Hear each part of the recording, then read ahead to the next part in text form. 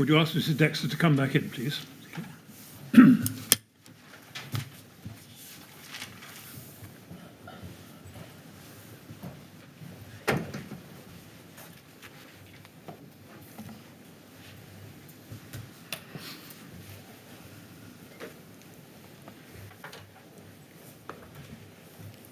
Right, Mrs. Dexter, ready to carry on? Yes. Good, thank you very much. Yes, Mr. Bennett. Thank you very much, Mr. Chairman. Ms. Dexter, before we start, I wonder if I can just ask you to keep your answers a little bit shorter and focus on perhaps more closely on the question that I'm asking. I appreciate some of the questions I've asked you in the early stages have been a bit open-ended, but if you could just focus on the question, that would be very helpful. Can we go back to the September 2014 report to the ODCB we were looking at before the lunch break? And that's at LFB 3067840. And just to reorientate you in the document, we'll have page 1. And then let's look at page 6. So that's page 1. Page 6 has, as you can see from the screen, some bar charts on the left and then a pie chart on the right. You see that? And you can see the voluntary, on the left-hand side, the voluntary element is in light blue and the mandatory element in brown. Do you see that? I do. You can see that the vast majority of those submitted are reports where they had to be submitted. You can see the figures. 34, and therefore 100% of PRC. For PRO, 817, with only 56 being voluntary. And other, it's 856 as mandatory, with 272 as voluntary. So, first, would you accept, just looking at the document, that the vast majority are mandatory? Yes. Yes. And would you agree that, as at September 2014, that split was a fairly representative one, historically? I don't recall. Whether it was or it wasn't, would you agree with this, that on the page, the presentation of the statistics that we can see would suggest that only a minority of LFB officers were voluntarily using the IMPD system to feed back information about incidents, performance and operational matters? That's what that data suggests, yes. Now, the inquiry has a witness statement from a Dr. Sabrina Cohen-Hatton, whom you may have heard, who explains that the receipt of an IMP point, which would be added to a personal development plan, if verified, was regarded by many in the service as negative or punitive. Would you agree with that? I think I used the word punitive before the break, yes. You did? Yes. And does that account, looking back on your time, did that account to the way you saw it at the time for the IMP's low take-up among operational firefighters, where it was voluntary? It was the most used explanation. It's feasible that there were other reasons too, but I'd only be speculating about them. But yes, that was the common understanding of why the take-up was low. Did the ODCB do anything to address that problem? Yes. So before the break, I said that we used operational news on numerous occasions to remind station-based staff about the IMPD process and to explain that it was part of an improvement process and not something punitive or which would result in, for example, disciplinary action. I don't personally recall that ever happening in relation to any firefighter in relation to an operational incident. So we did our best to reflect back that it was genuinely intended to be an improvement tool, but clearly there was still some reluctance to engage with it. And I also mentioned that Dave Brown will have used his efforts as a line manager in order to chase it down further in his department. Was there any discussion during your time on the ODC about taking slightly tougher measures to make sure that those who didn't have to file IMP reports nonetheless did so? For example, perhaps by making it all mandatory. No. Why is that?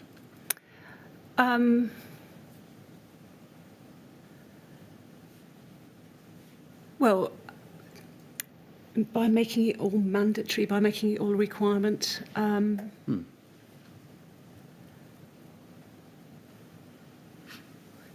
that. Sorry, I'm just trying to go back and think about this. I don't know why not, Mr. Millett, but I don't ever recall a discussion of that nature. I don't. Well, no, I don't recall that discussion. You know, I'm completely clear that it wasn't actually part of the fire brigade culture to be punitive, to use the phrase that Sabrina has used and which I use myself. And so, in one sense, that was more actively discounted. And, you know, on things like visits to fire stations, one would have discussions with watches about what the intention was and what the intention wasn't. But it was a hard lesson to teach and taught only with limited success. In the effect, do you agree that such a limited take-up of the IMPD where it wasn't mandatory was a significant limitation on its efficacy as a reporting tool? Where it wasn't. I don't know, Mr. Millett. So we talked earlier about what the relationship between the number of entries and 47,000 incidents were, and I fear that's created a deceiving picture of the extent to which the system, the process in the system was capturing the most important information. And I can't make a judgment about that based on what's before me today, but my inclination would be that what was going into the system was at the more important end of the spectrum, but I'd find it difficult to evidence that here before you now without being able to go back and look at some further documentation. I understand that, and we are only looking at an arithmetical representation rather than a qualitative one, I accept. But my question is, did nobody at ODCB level, or indeed to your knowledge any other level, ever look at these statistics and ask the question whether 4% is good and representative or insufficient, bad and unrepresentative? Sorry, the 4% is the measurement against the 47,000? Yes. Is that right? I think I've exhausted what I can say about the relationship between the 4% and the 47,000. You know, the 47,000, you know, potentially was a misleading headline in terms of where the report was trying to take the reader. Sorry, what I'm really trying to Yes. get to the bottom of is whether anybody actually positively thought, looking at the 4%, well, that's fine, because that fairly represents the incidents in respect of which meaningful information can be gathered. Did anybody actually analyse that, analyse the makeup of the 4%, analyse the makeup of the 96%, and get to the bottom of whether 4% was good enough? I think you might be asking me whether anybody asked themselves whether anybody sought to benchmark the 4% against the 96% of things that were not known, as it were. Although the 96% is statistically correct but conceptually wrong. So I guess that could have been done, Mr. Millett. I'm not sure. I'm not sure it wasn't a quick dead end. But I don't think I ever asked anybody to do that exercise. But my suspicion is that it would have been a quick dead end if I'd asked somebody to do that. I mean, I have to say about the Brigade, it was a remarkably data-rich organisation and made good use of data. So it's not that people didn't think about statistics and their presentation. You know, there were some parts of the organisation which were better at it than others. And you're right. You know, if your proposition is there was room for improvement, I don't disagree with you. No, that isn't. Well, I'm not making a proposition. I'm just asking the question whether anybody actually, if you like, benchmarked or qualitatively assessed the 4%. And ask themselves, is that a fair representative of the figures we're looking at? Well, I think Gary Reason may well be able to give you a better answer on this, because he was responsible for the Operational Assurance Department, and he may have greater insight than I have into what the Operational Assessment Department did. So I think it's extremely unlikely that these questions will not have occurred to them and that they tried to address them, but Gary Reason for sure will possibly know better. Right, but can we leave it like this with you? That to the best of your recollection, the topics that you and I have just been discussing just now since the lunch break never arose for discussion at the ODCB. Well, not quite, because I think I have said, actually, we were concerned about the extent of take-up and we were taking action to improve it. Now, going back to the DIOT policy at page 5, if we can, LFB 3055171, page 5, let's look at 310 at the top of the screen. Emerging operational issues can also be recorded on the IMP by any station-based staff in consultation with their crew and watch managers. This provides an organisational as well as an individual benefit from observations placed on the IMP in the form of improved procedures and equipment.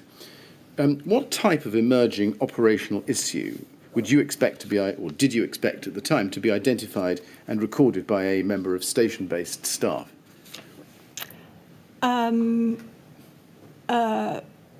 Issues with equipment is the more likely first topic, I think. So they might report problems with door breakers.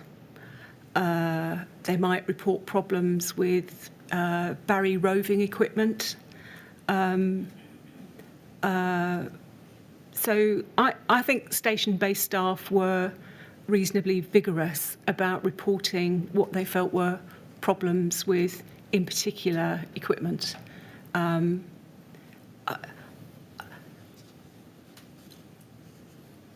That's a shorter answer. Right. Now, did this policy contemplate at all that Babcock could add IMPD comments? In other words, feed into the IMPD process by adding comments on their observations of performance during training sessions? No. So if a firefighter fell asleep during a training session, that wouldn't work its way onto an IMPD? I don't think it would work its way onto an IMPD. I like to imagine it would work its way into the system. So there were parallel systems for monitoring what was happening on training courses, and they were the subject of separate reports. I see. Now, a Julian Spooner of the LFB has given a witness statement to the Metropolitan Police in October 2020. That's at MET 3058859. If we can have that up, please. While that's coming up, I should just explain. He gives his occupation as a firefighter, but he explains, and perhaps you can help us with this, that he was, as at 2020 at least, a group manager within the Incident Command Policy Department. Okay. Are you familiar with this gentleman? Yes. You are? I think Julian worked for me at one point, yes. Right. Now, let's look at page 2 of his statement, please, and look at the first line on that page. He says, I am responsible for the policy for the performance review of command, PRC process. And then if you go to the next paragraph down, he says, part of my role is to identify organisational learning through incident monitoring, trends in our reporting systems, individual incidents, or a national issue. Once I've identified these issues, it would be put before a board, and the board will decide the appropriate way to deal with it. Now, is this, in effect, a summary of the DOT and ODCB system? It was a very brief one. Yes. It is. Now, if we go to page 4 of his statement, please, page 4, he goes on to explain the change from the LFB's DOT policy to the newer operational improvement process, or, as one might expect, OIP. And if we look at the final paragraph on that page, Mr. Spooner says this: prior to the introduction of OIP, the organisation would probably only have had information drawn from our Information Management System, IMS. IMS had a lot of positive points, but it is only as good as the information people put into it.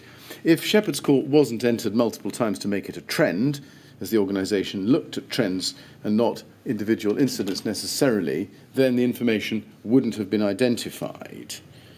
Now, of course, you were not at the LFB at the time of Shepherd's Court in August 2016, so I'm not going to ask you about that incident. But do you accept that the DOT process was too heavily focused on operational trends and therefore susceptible to missing a serious learning point from a single incident or event? Could we go back to the previous page, please? Yes, of course. Page 4, bottom of the page.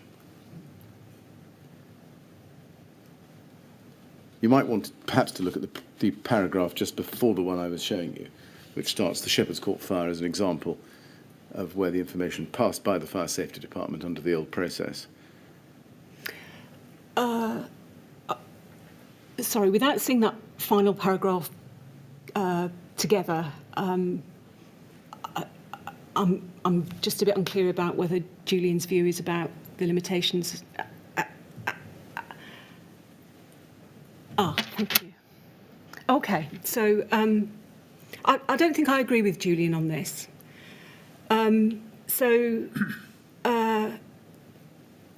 In ODCB, the scope of the IMPD reports during my time was expanded at my request. And they were expanded very specifically to include intelligence from the fire investigation team and the fire safety department. But this was in its early stages, and I don't claim there were well-developed processes because I don't think they were, but also intelligence, to use that phrase, from control. So I think somewhere in one of my statements or one of the documents that is attached to it, I have been very clear that from the point that I was appointed Deputy Commissioner, I could see there was potential, much more potential than maybe had been being realised, to make use of fire investigation findings, fire safety findings, and information about aspects of control performance, although I don't pretend that that was systemised, because I'm not sure it was. Right. And so I've watched a great deal of the inquiry's work, and I've heard observations similar to this one about Shepherd's Court, and I've been at home and thought, I'm sure that Shepherd's Court would have found its way to ODCB in my day. In one sense, I'm not in any doubt about that. Now, I don't know what happened after I left, but I'm clear that the scope of IMPD was expanded. Maybe Graham Ellis, who was the DAC Ops Assurance at that time, maybe his statement has the expanded list. So we looked at that document earlier on from October 2013 about the contributions, as it were, to the considerations of ODCB, and I don't think that mentions fire investigation findings or control. But I'm sure there are other documents. I can't recall which ones there are, but in the preparation for today, there are definitely other documents which refer to the fact that we were starting to bring forward that information into ODCB. Well, we will come back to Shepherd's Court later, and if there's a document that we want to show you to follow up on that, then we will find that. But subject to that, can I then turn to DOT Stage 2, which is deciding? this is at LFB 55171, and this one is at page 7.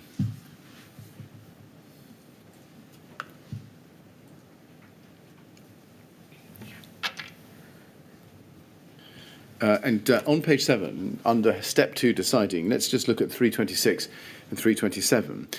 326 says, organisational statistics and trends from the IMP are analysed and a formal report produced by information management and incident management policy groups informing ODCB of organisational trends and recommended topics to be considered for communication to operational staff.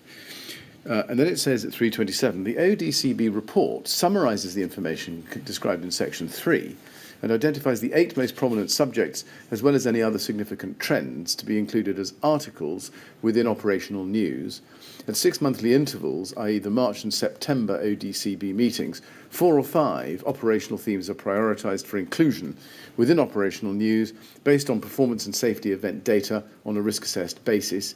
These themes become the priority for targeted training activity and form the content of the communications message to operational staff. Now, is that the 6 months, a reference to the incident monitoring 6-monthly report? I think so, yes. Now, let's look at an example of such a report. Can we go, please, to, well, we can go back, I think, to the September 2014 report, which we've been looking at before. LFB 3067840. It's the most easily reached. Mr. Millett, may I just say one thing? Yes. This is a version... Yes, well, I know. That's where I wanted to go. We'll go back to it. Let's go back to the policy. LFB 3055171, page 7. Well, just the page that we were on is instructive. So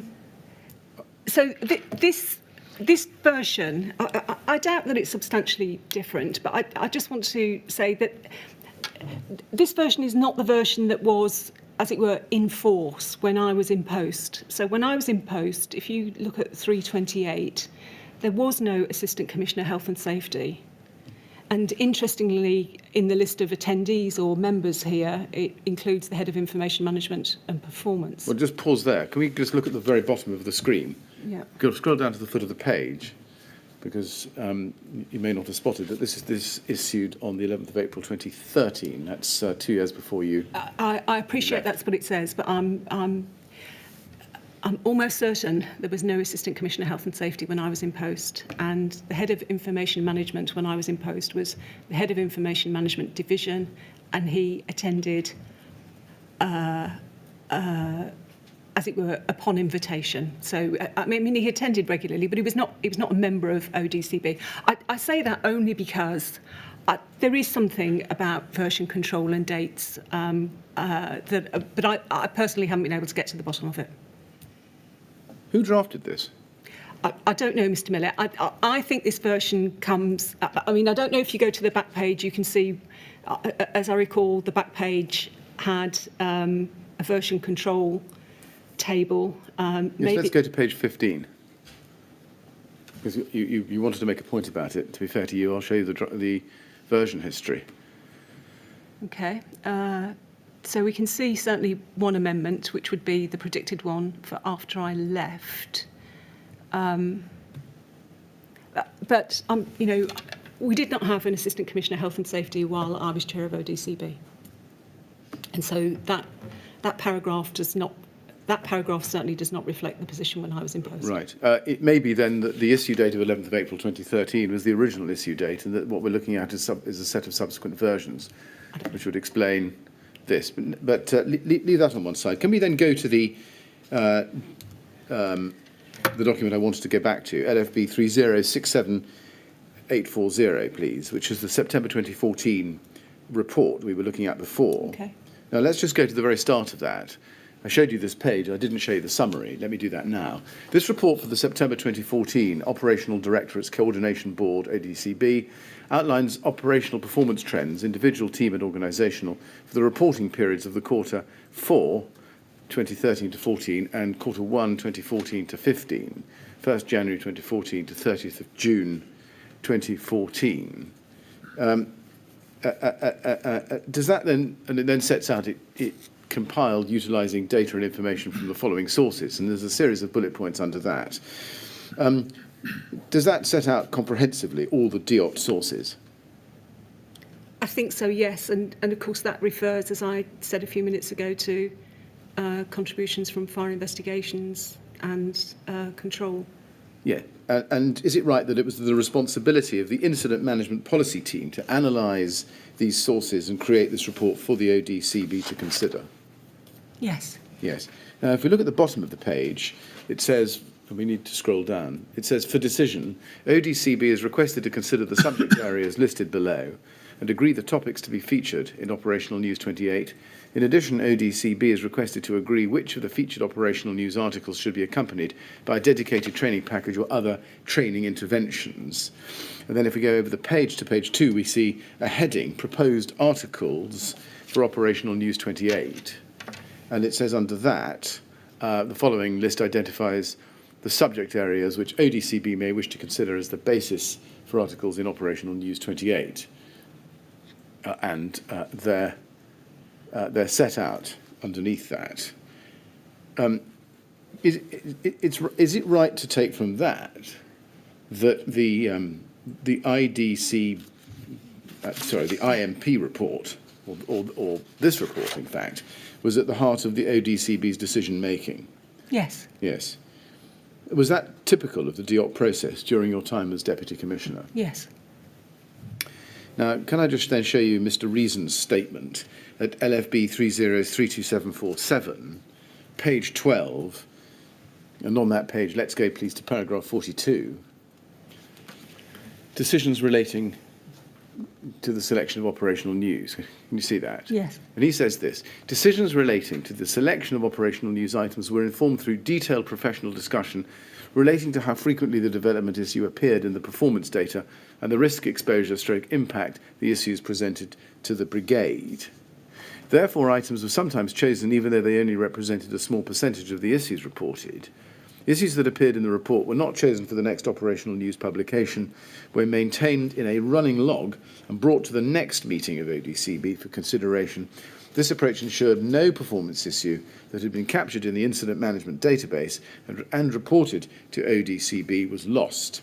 First, do you agree with what he says there? Yes. What sort of factors would inform this professional discussion, as he refers to it, among ODCB members?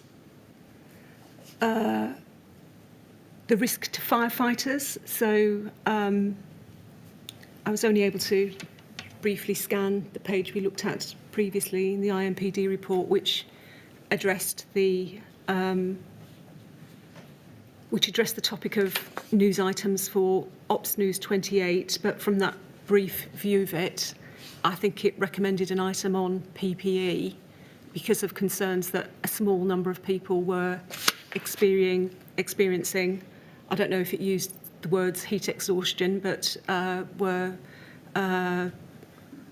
having experiences that we wouldn't expect as a consequence of the PPE. Now, we did sometimes have problems and issues with PPE. Sometimes we discovered that was to do with the layers that were being worn between PPE, beneath PPE, for example. But that would be an example. If we thought that firefighters were experiencing or exposed to risk or experiencing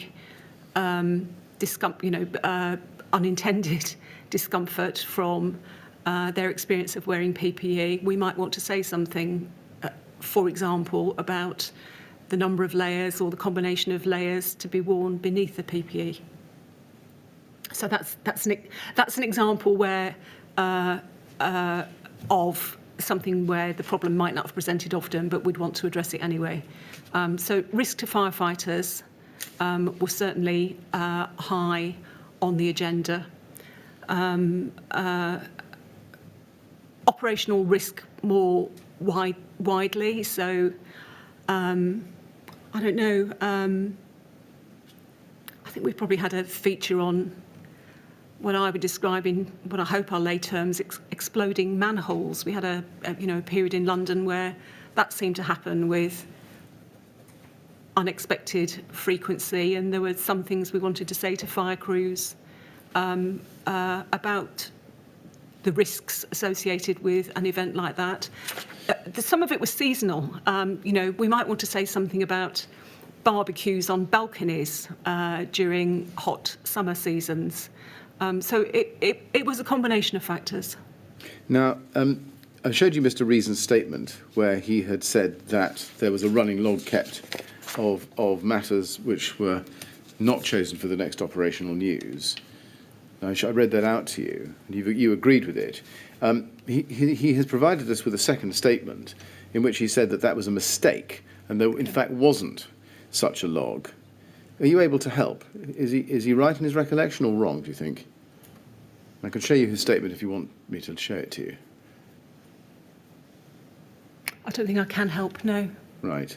I'm trying to recall an enormous level of detail, and I think if you go to the minutes of ODCB, you'll find not only the minutes of individual meetings, but attached to the minutes, and this might be what Gary had in mind, a running log, which I think fairly meticulously sought to make sure that kind of nothing fell off the end accidentally. And I personally spent, quite a lot of time and effort in making sure that things weren't accidentally mislaid in the process and making sure that they stayed on. And maybe that's what at the time Gary meant by the running log, that a record of those things was maintained. But I don't say for sure that that is the thing that Gary recalled, but has since corrected. No, I'm not asking you to try to work out what he does and doesn't remember. Let me try it differently. Do you remember yourself ever seeing a running log of matters which didn't make it into the operational news list for that next issue, which might be considered next time round? The ODCB minutes themselves, in addition to the minutes, I don't think I called it a running log. I'm not sure I called anything a running log. But attached to the ODCB minutes were things that were outstanding or, as it were, needed to be continued. Whether that for sure contained items that were not selected for operational news, I just can't say. Maybe some things were not selected because we decided not to do them. Not that we decided not to do them now, but we decided not to do them at all. But that's the best I can do, Mr. Millett.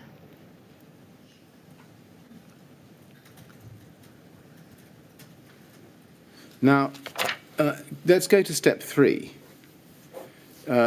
DIOT, Acting Application of Interventions. If we just go back to the DIOT policy, please, at LFB 3055171, page 8. We'll see this set out there. If we've already touched upon operational news articles, which I think you've agreed were a key form of ADCB intervention.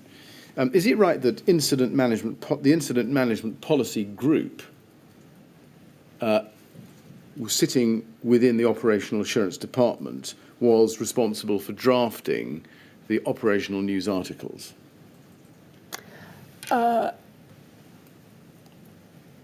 think it's more likely that they were responsible for making sure they were drafted. So I think they will have asked the subject matter experts to produce a draft, and they will have reviewed it. Right. I think that's more likely. Right. Let's look at 338, top of the page. Once ODCB have selected the topics for operational news, the Incident Management Policy Group will inform the relevant teams, individuals, who will usually be subject matter experts, that they need to compile an article for operational news. Just focusing on some specifics here. Who in general were the relevant teams or individuals who would usually be subject matter experts? Were they, when I say who they were they at high level or low level? Many of them will have been at. I think it's not a question I've ever thought of before, and so with that qualification, many of them will have been at group manager level. So if you ask me to choose a rank, it would be group manager or equivalent level. Right. Now, looking at the first part of 338, once ODCB have selected the topics for operational news, now, clearly it's the ODCB that makes the decision, and we've seen the note that says for decision. And I've asked you about some of the factors that go into that. But the identification of the subject areas, in the end, what was the baseline trigger for deciding whether to have it in or not have it in?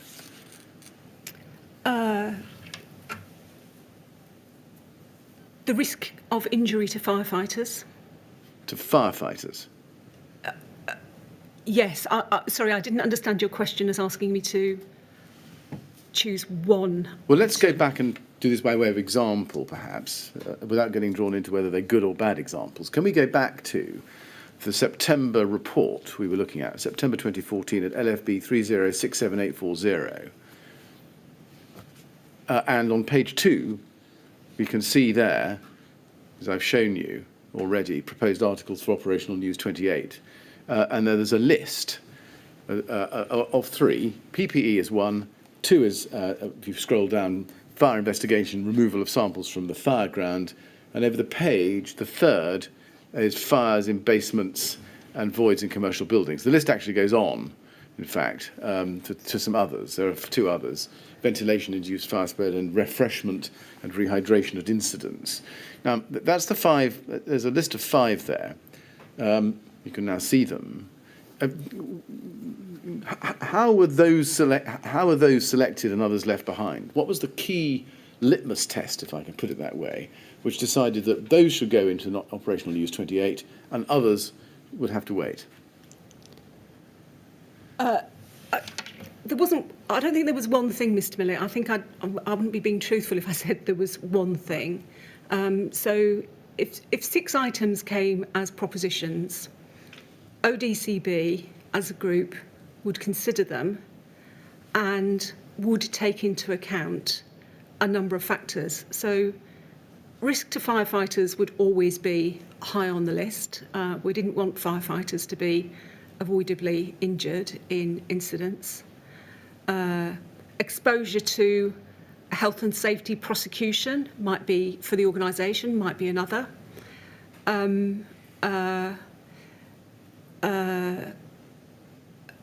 Facing outside the internal preoccupations of the organisation. I don't know. The avoidance of fires spreading beyond the room of origin, if there was a way to achieve that.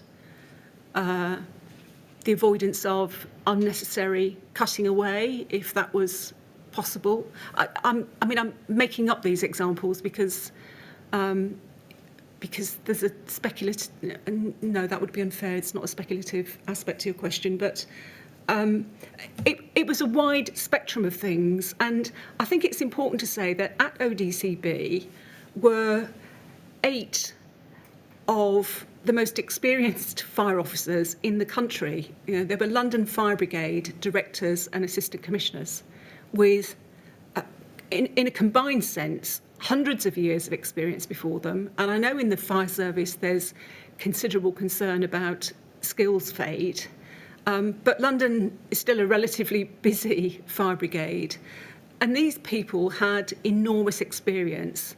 And in one sense, they were in role to use that experience and to turn it into decisions for and with the organisation that we would act on. So it wasn't a checklist, it wasn't a matrix, there wasn't a scorecard.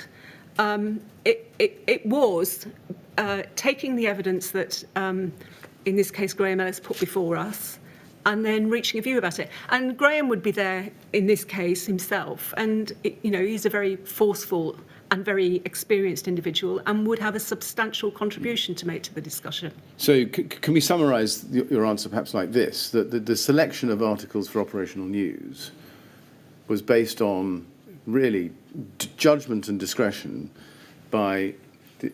derived from the experience of those who were making the decision on the basis of information that came to them through the IMP process? Yes. Now, did you have sight, or did the ODCB have sight of the articles prior to them being, well, before they were published? They didn't go back to ODCB as a group, so the IMP team would assemble the material. I never asked Gary, but my guess is they'll have sent it to Gary when they'd put it all together, and he would have reviewed the draft. They then sent it to me as chair of ODCB. I will have reviewed the draft. Right. And then they sent it to the commissioner, and he reviewed the draft. So there were multiple layers of checking. Yes. And all of you were, is this fair, entirely reliant on the sufficiency and accuracy of information coming up to you through the DOT process, particularly steps 1 and 2? No, we weren't entirely reliant on it. Those assistant commissioners were still attending incidents. They were monitoring officers. Sometimes they were incident commanders. And in addition,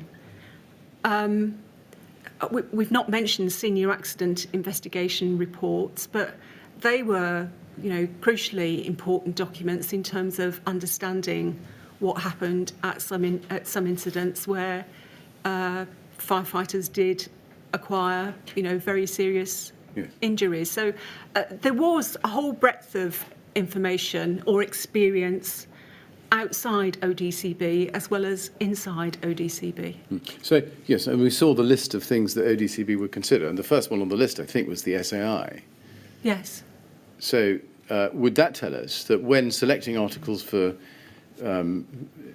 operational news, you would look at the information coming through the IMP team, but also other information that was coming to you from outside that process, including SAIs, which would be incident-specific? Yeah, I think it would be fair to say that. I mean, in one sense, there would have been no point in having an ODCB meeting if there was no ability to say, well, actually, this thing over here was so serious, it may not feature in the IMPD report for a range of legitimate reasons, but it was so serious that we've got to act upon it. So, the Wandsworth incident where a firefighter got terrible burn injuries, that stays in my mind as an example of something that was very influential in terms of, wanting to make sure that firefighters had a sufficient grasp on door procedure. We had something called door procedure. It sounds strange if you're not part of London Fire Brigade, but there are good ways of opening doors at fires, and there are jolly dangerous ways of doing it. And as an incident, it made a big impression on us. And so there was always the potential for that group of people to say, actually, it would be really silly. You would not be able to explain why you had not acted on this thing over here, even though it didn't feature in the IMPD report. Now, I think you agreed with me earlier, in fact, I think you told me, actually, that some operational news articles were accompanied by self-study computer-based training, or CBT packages. I don't think I told you, but that is correct, yes. Right. Yes. I think you, yes. Okay. Good. Now, I'd like to look at an example with you. Could we look, please, at LFB 30327744, which is operational news issue number 27 from June 2014. June 2014, okay.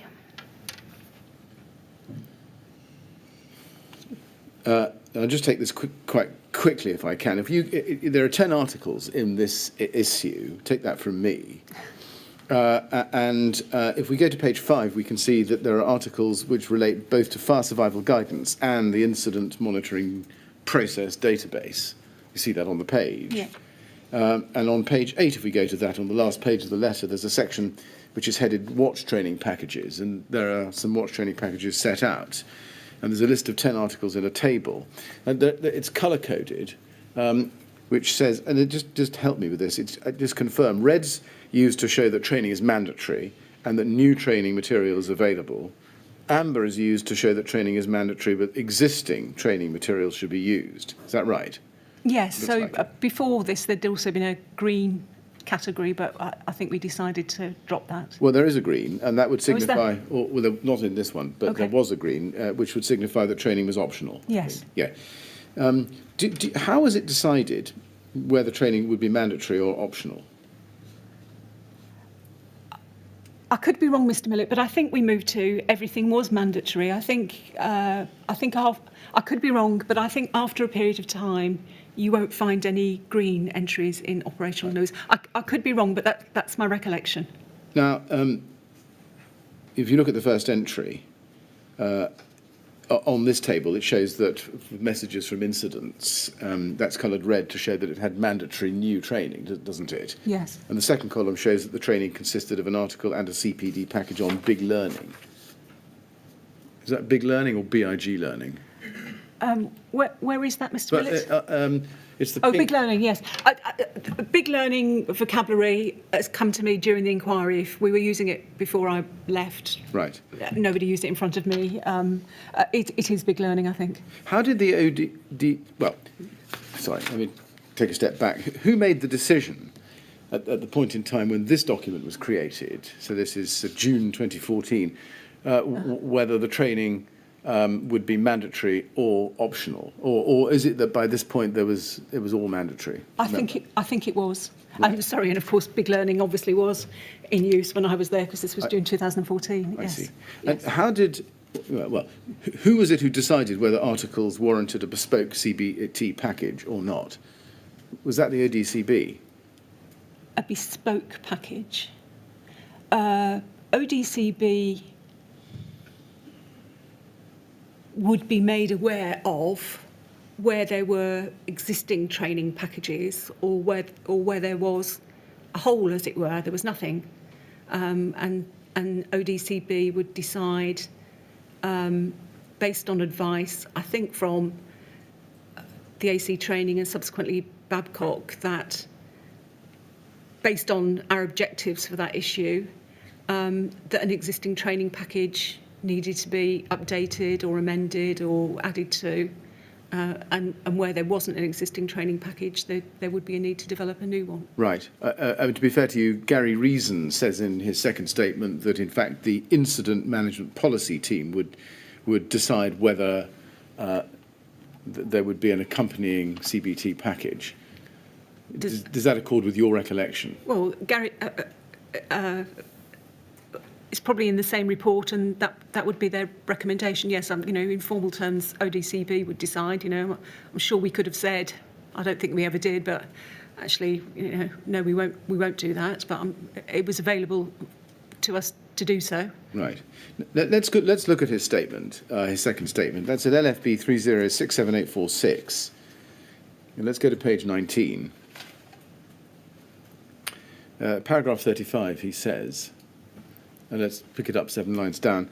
He says, factors that influenced these decisions, and he's talking about what would go into operational news publication. Factors that influenced these decisions included consideration of the current policy provision for the theme, levels of risk as identified through safety reporting data, what existing training support materials and interventions were already available, and the complexity and scope of what the article was aiming to address. Do you agree with that? Yes, it says it in a much better way than I just have, yes. Right. Is there anything you would add to that list?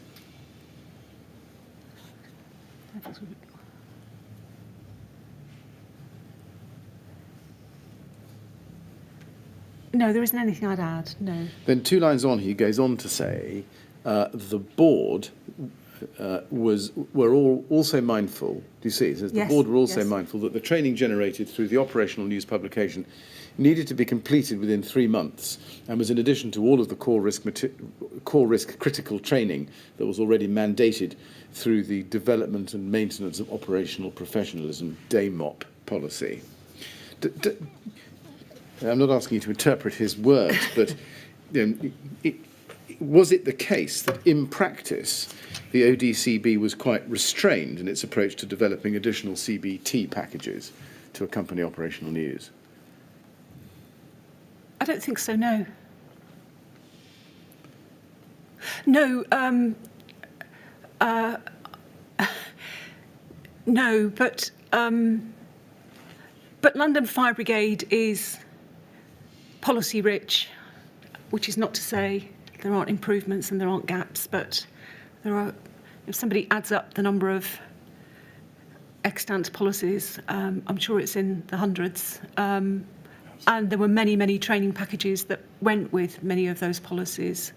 And so there needed to be some care about, as it were, adding to an already very extensive catalogue. But there wasn't anything which was restraint in austerity terms, as it were. That wasn't a consideration.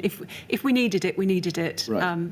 I think is the position. Now, we heard from Peter Groves yesterday to the effect that DAMOP was the responsibility of local stations through the head of the local stations, rather than ODCB or the training department. Would you agree with that, so far as your time is concerned? I don't know that I would have constructed it in quite that way, as in DAMOP is the responsibility of stations, but that doesn't mean it's wrong. It's just I'd need to think quite hard about whether that feels right. I'd need to look at the document again, to be frank, to see whether I thought that was the right way of characterising it. But in its essentials, there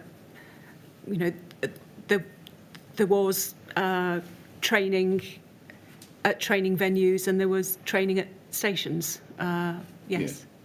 Yes. I mean, let me try it differently. Did ODCB during your time ever analyse the content of DAMOP policy training and work out whether it was good enough? No. No. So these sources of training were, is this fair, quite disjointed? You have station-based training, DAMOP, and you have the operational news programmes put together by the incident management policy team and then overseen by the ADCB? I don't think they were disjointed. I mean, in one sense, that's what Gary Reason was for, was to, amongst many other things, was to make sure they weren't disjointed. So they were, it may not have happened in ODCB, but the business of, as it were, achieving coherence and a comprehensive approach happened further down the organisation. Right, you don't like disjointed. All right, let me try it differently. There was more than one source, and therefore somebody was needed to draw the sources together to make sure they cohered. There was more than one source. I'm sorry, more than one source of Training.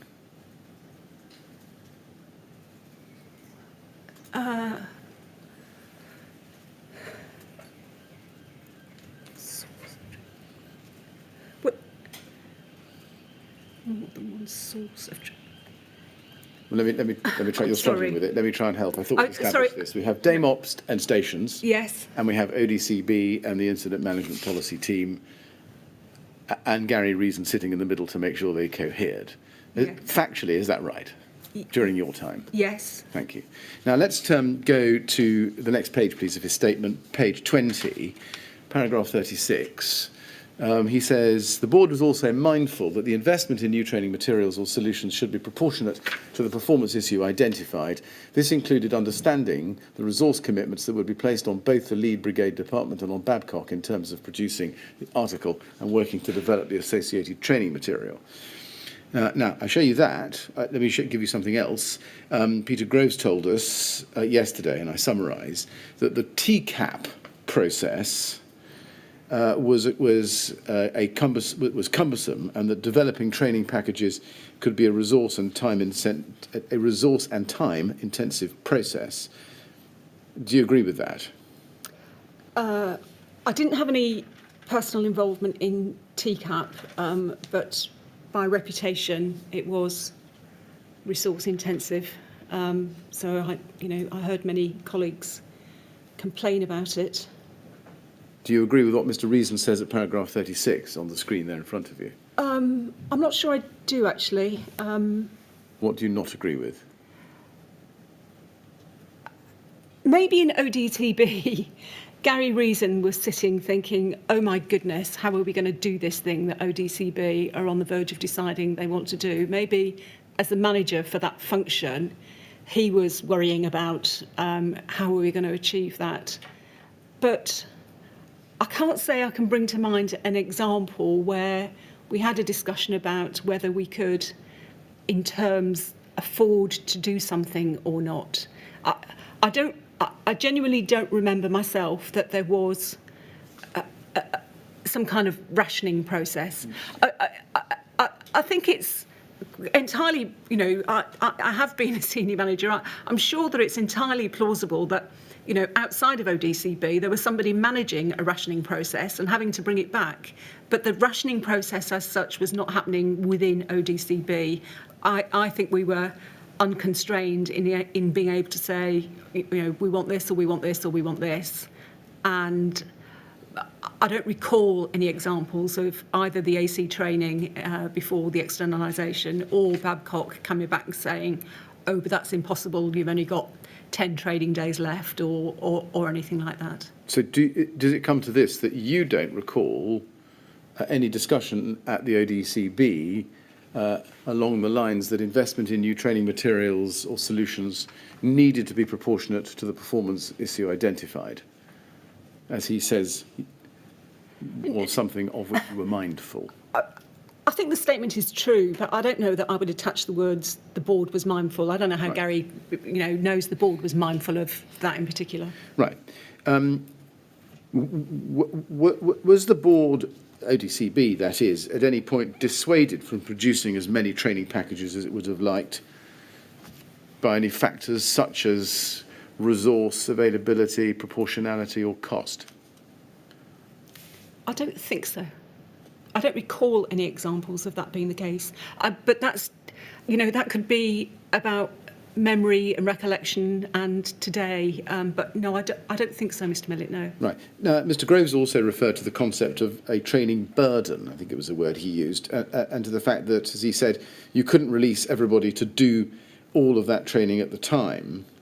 To your recollection, did the ODCB share that concern or harbour it? I'm sure we will have touched on. That. I just want to say that my comments in the last 2 or 3 minutes are not intended to suggest that training was an endless supply in London Fire Brigade and there were no limits on it. That's not. I've been trying to answer your questions truthfully and accurately, but I don't want them to amount to more than the answers were. But in terms of making firefighters, being able to make firefighters available for training, the work that we did to create what's called the strategic resource, which must have been in 2006 maybe, was very, very important in terms of being able to mandate time for fire station-based staff to undertake training. So in the years before the creation of Strategic Resource, training was very often interrupted by appliances to have to go out on shouts. But I think it's either the second or the third London Safety Plan, we created this thing called the Strategic Resource, and the effect of that was to guarantee time for fire station-based training. And there were allocations of time, the same for outside duties, or 7.2Ds as they're sometimes called. So for outside duties, for training, and for other specified activities, although I can't think of what they might have been. But for those two key things, we knew that we needed to make guaranteed time available for firefighter training, and we did that. So the problems of being able to make personnel available for training and for that time to be guaranteed was very actively addressed, and with a large measure of success. There will have been considerations about, how much can you, if you've created a 1 litre pot that's available for training, are the proposals for the following year more or less than 1 litre? So there was still a supply and demand kind of thing to be managed. But we did, during my time, make enormous strides forward on being able to guarantee time for firefighter training because we regarded it as so important. Sorry, that was a very long answer. It was, and I'm sorry. It only partly answered my question. Let's look at it a different way round. Was there any way in which the ODCB's decision to recommend training constrained by any of matters such as resource availability or cost? No. Now, in the instances where ODCB decided that a bespoke CBT package was needed for an operational news article, was the board involved in the development of the package and the creation of its content, or was that left to somebody else? The board was not involved. The board was not involved. Do you know who was? Depending on the topic. Right. Now, can we leave aside for the moment Babcock and their production of CBT packages? Is it right that you expected Babcock to revise all of their training packages to take account of information and feedback being received by the ODCB? Not all of their training packages, but my memory is that as part of the process, the training packages that existed, which had a relevance to the topic concerned, were reviewed to see whether they needed to be amended in the light of whatever new detail or emphasis it was that we wanted to bring to the topic. Right. So can we take it that Babcock would be the end point for the training that you, the ODCB, wanted to happen? Yes, but with a great deal of assistance along the way. Yeah, indeed, but they're the end point. Now, can we go back to the DIOT policy, please? LFB 3055171 at page 7. Let's just pursue Babcock a bit more. Page 7, paragraphs 331 and 332. It says here, Babcock, 331, Babcock attend the 6 monthly ODCB meetings to be informed of areas highlighted by ODCB which require further training emphasis. Topics identified by ODCB are distributed amongst the relevant curriculum heads within the Babcock organisational structure to identify enhancement opportunities within their area of training delivery. And then 332, during the ODCB meeting, Babcock also feedback on the topics highlighted at the previous meeting, held 6 months previously, which required further training emphasis, and inform on the actions undertaken. Is it right that Babcock's feedback on previously highlighted topics was presented regularly to the ODCB? Yes, so there were 2 parallel reports. Yes. One from operational procedures and one from training or Babcock.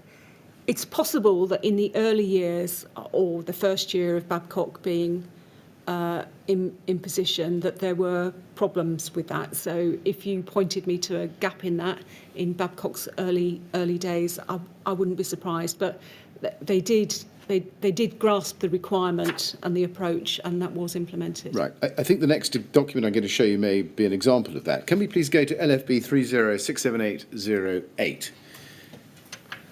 This is a set of minutes of the ODCB for the 4th of March 2013. And if you look at the agenda, which we have here, item 4, a dynamic and intelligent operational training update attached, HRD, Babcock. And HRD stands, I think, am I right, for Human Resources and Development? Yes. And is this what Babcock's 6 monthly updates were known as? Yes. DIOT or DIOT updates, Yeah. right. So was this this 6 monthly report exercise something of a joint venture between Babcock and the LFB's training department? Well, we didn't have a training department by that time. HRD then? I'm sure HRD were involved in it. Right. Now the report... I'm sorry, I've said I'm sure. I think that was always my impression. Right. Now the report for this meeting is at LFB 303676. Sorry, LFB 3036796. Let's look at what it is that's discussed at item 4 in the agenda. Here it is. It's a Babcock report to the ODCB, 4th of March 2013. If we turn to page 2, we can see a summary This report provides members of the ODCB with an update on the actions taken by Babcock to support the publication of Operational News Edition 24, published in September 2012. And then if you go to page 3, we can see a table. There it is. With, from left to right, the subject of the article, the training courses in which the subject was contained, information up to date, and the proposed remedy, which sets out how the training would be amended. Now, broadly speaking, was this the regular format of Babcock's reports to the ODCP? Broadly speaking, Mr. Millett, can you remind me if you know when did the contract with Babcock start? 2012. 2012. 2012. Yeah.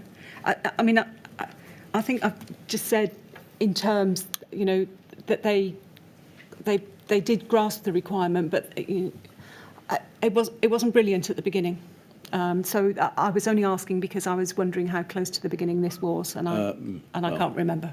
Well, the closest. But yes, the closest, essentially. The closest yes. is March 13. Yes.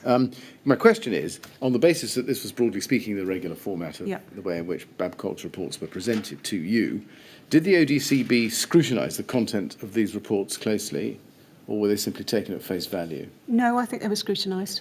Right. Now let's look at the bottom of page 4. At the bottom of page 4, we see an entry on fire survival guidance policy. And the training course box says no dedicated training delivered in this area. However, delegates receive inputs in IM courses. Fire survival guidance policy is discussed with all delegates from supervisory management upwards as part of tactical decision exercises. Information up to date, NA. And then proposed remedy. Incident management training includes fire survival guidance as an inject to about 50% of SM and GM tactical decision exercises, and within certain incident command exercises. Supervisory managers also receive emphasis on this subject area as part of their courses, and the control information form carried on appliances is also discussed. And then over the page, there's something about command units. All CU training, command unit CU training, includes discussion on forward information boards. All IM management development training includes discussion on control information boards, and multiple choice questions are used to test knowledge. So, in a nutshell, do you agree that Babcock was effectively saying that this issue, the issue of fire survival guidance training, was already covered in existing training? Could you go back to the previous page, please? Yes, of course, page 4. Under the proposed remedy, in summary, I'm just putting it to you, Babcock was saying that effectively the issue was already covered in existing training.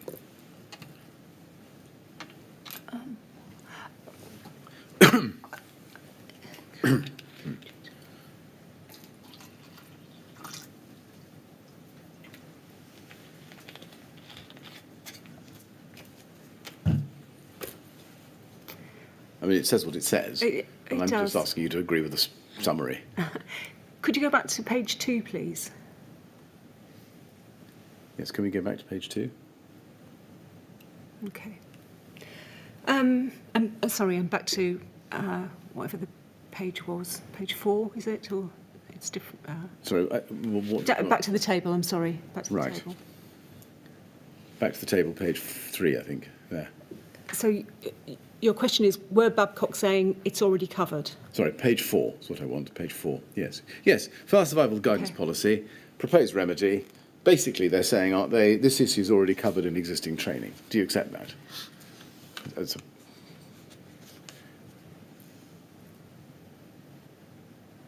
Well, not quite, in the sense that it doesn't quite say that. Well, let me try this differently. We can read it and form our own view. But question of fact, did the ODBC go away and check that Babcock's training did, in fact, adequately address these issues?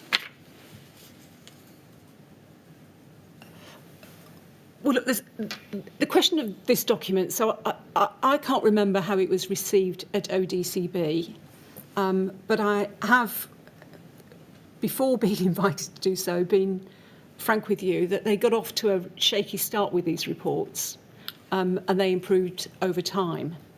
So I can't remember at this distance whether, this was one where I went to James Dalgleish and said, look, this is not cutting it for me. I can't remember that at this distance. But I know, in the early days, I certainly had discussions with James, who was then responsible for overseeing the contract, and said, look, these reports have got to be more like the reports we would have had from AC training when the service was in-house, and they did improve. So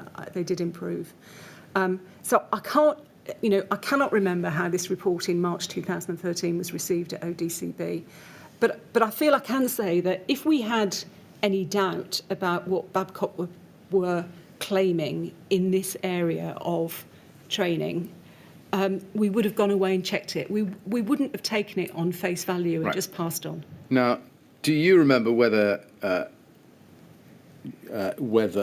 Babcock ever went away and changed their training, either to a greater or a lesser extent, following an ODCB meeting?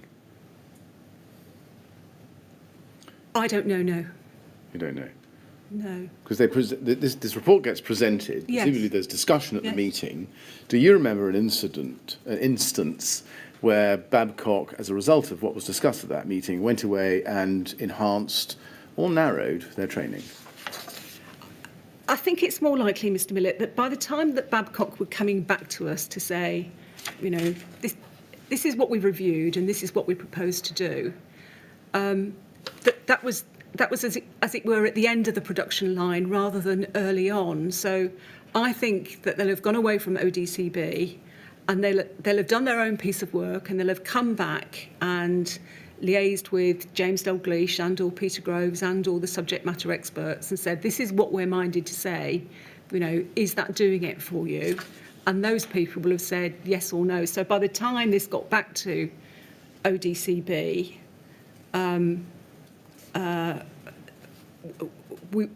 we could be reasonably confident at ODCB that what we were getting was, at least very close to, if not exactly what we wanted.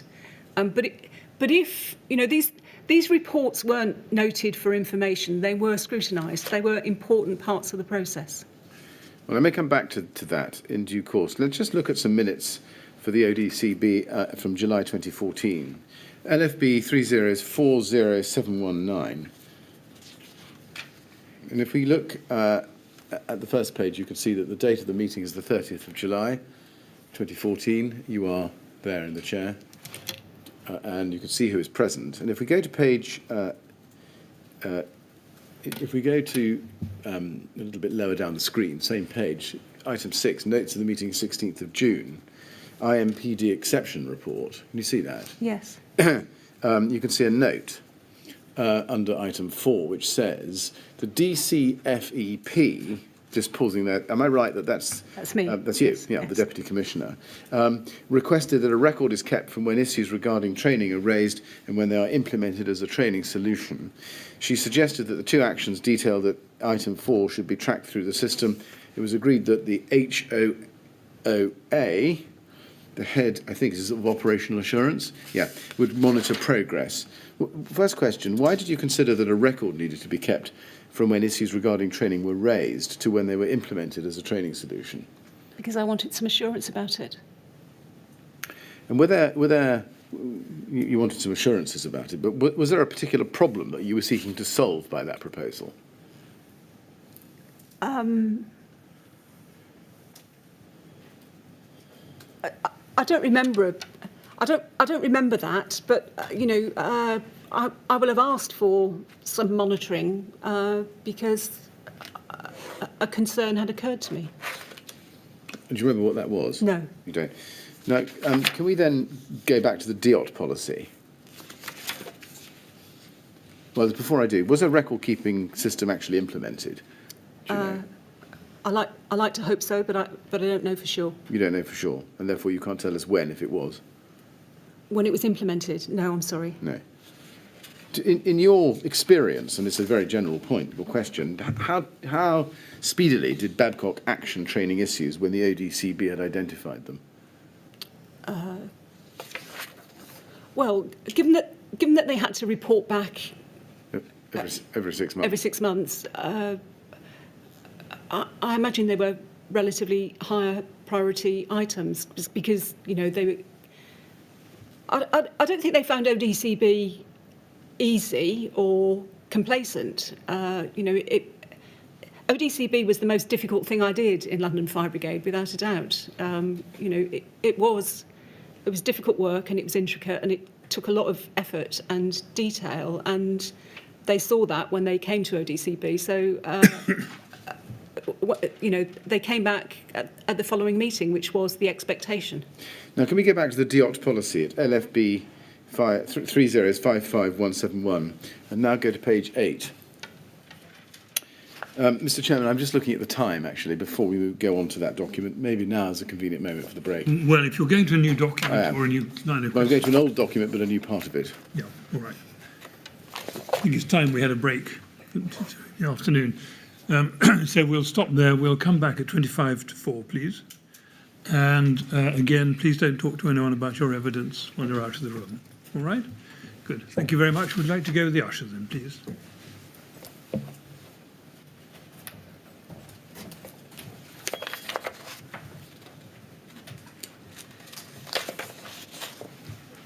Thank you, Mr. Willett. 25 to 4, please.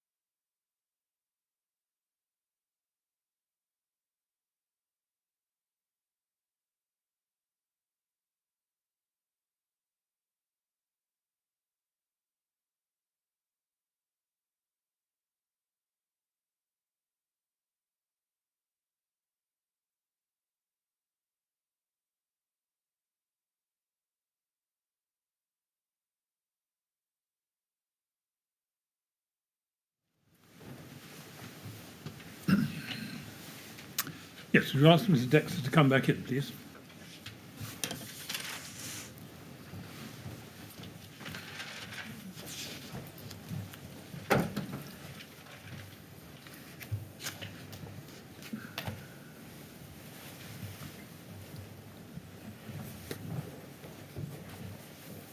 All right, ready to carry on? Thank you. Yes, Mr. Minister. Thank you, Mr. Chairman. Ms. Dexter, can we go back to the DIOT policy, please, at LFB 3055171? And I'd like now, please, to go to page 8 and look with you at paragraph 3.41. And 3.41 sits under step 3, so we're still under that, acting application of interventions. And it says this, on the rare occasions the topic identified by ODCB requires change to or instigation of a new policy, the Incident Management Policy Group will inform the relevant team, who will usually be from either operational procedures or operational resilience, that they need to start the risk assessment and operational policy writing process. This procedure will in turn require the author of the new or amended policy to undertake the training, commissioning and alteration process, TCAP. Just unpacking that, or perhaps standing back from it, why was it, according to this passage, rare for ODCB to consider that there should be a change to policy? I've no idea. Did you ever discuss that question with anybody else at the ODCB? No. Right. Does it surprise you to see that this policy, the DIOT policy, says that it's only on a rare occasion that topics identified by ODCB's required changes to or instigation of a new policy? Yes. I think it's an unnecessary statement, and it sounds a bit complacent. The Right. paragraph could simply have said, if the policy requires to change, blah, blah, blah. Right. So I don't know what motivated the author to say that. Right. Was it in fact rare during your time, up to March 15, that a topic identified by the ODCB would require change to a policy or an instigation of a new policy? I don't remember, but I'm relying on memory here, and memory has its faults. I don't remember there being occasions where the DIOT OP report, so we looked at the training DIOT report, but there was a parallel operational procedures report. I don't remember there ever being a nil return, as in, there's nothing to report based on the decisions of ODCB last time. So I think it's more likely than not that. No, I'm sorry. If operational news, as it did, contained some articles which were about new equipment, I can see that references to new equipment might require a change to an operational policy, which was not significant in substance, but which needed to be recorded in that policy. If an operational news article was seasonally related, watch out for barbecues on balconies, that's much less likely to give rise to a need to amend a policy. Sorry, can I? It's difficult. I'm sorry. I feel it's difficult to answer the question. Right, I don't know. I don't know. Did you? This policy, it was issued in April 2013 and went through a number of amendments. During your time, did you note paragraph 3.41 and the statement on the rare occasion, etc., or was that a later addition after your time? I don't know if it was a later addition. I don't remember this wording, which is not to say it wasn't there during my time. It could well have been. Right. Were you very familiar with the DIOT policy and its language, or did you only have a passing familiarity? I didn't have a passing familiarity with DIOT as the process. No, but there's the policy. I didn't regularly reread the policy, no. Right. Thank you.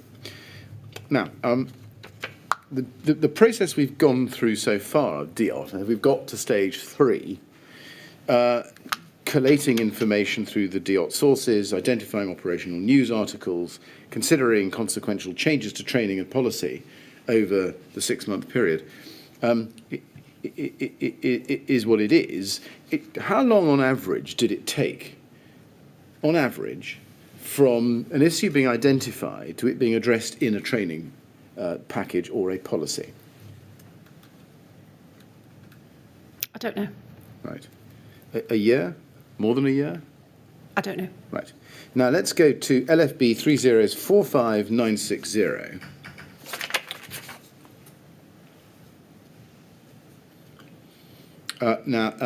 This is, as you can see, it's a joint document authored by the LGA and the CFOA, the Chief Fire Officers Association, and you can see that it's called the Fire Peer Challenge Report for the LFB, March-April 2015, which is on the cusp of your departure date, isn't it? It is. If we go to page 12, paragraph 37, you can see it says this. Under paragraph 37, in general, there is a culture of seeking the best solution to issues rather than the most utilitarian. Despite this intention, this sometimes manifests itself in some clunky, complex processes, sheep dip training, and non-tailored renewal of competencies and training. That was their assessment. Do you agree that the ODCB's processes were clunky and complex?